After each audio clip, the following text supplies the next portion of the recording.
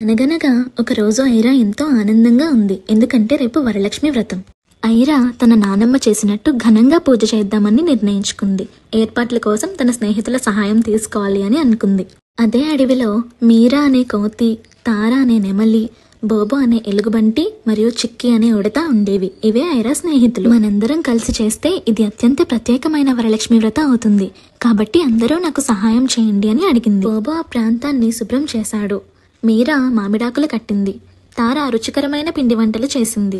చిక్కి పూలు కోసి తీసుకొచ్చింది. అన్ని పనులు పూర్తయినా ఇంకా అసలు పని మిగిలే ఉంది. అదే అమ్మవారి విగ్రహం. మీరా తనే స్వయంగా విగ్రహం తయారు చేయాలి అని నిర్ణయించుకుని ఒక నది ఒడ్డు ఉన్న మట్టితో విగ్రహం తయారు చేయడం సంతోషంగా మొదలుపెట్టింది. అకస్మాత్తుగా పెద్ద వర్షం మొదలై మట్టితో చేసిన విగ్రహం కరిగిపోతుంది. ఆ వర్షంలో ఐరా ఇంకా తన స్నేహితులు తడిచిపోతున్నారు. చుట్టూ గందరగోళం. ఐరా ఏడవడం మొదలుపెట్టింది.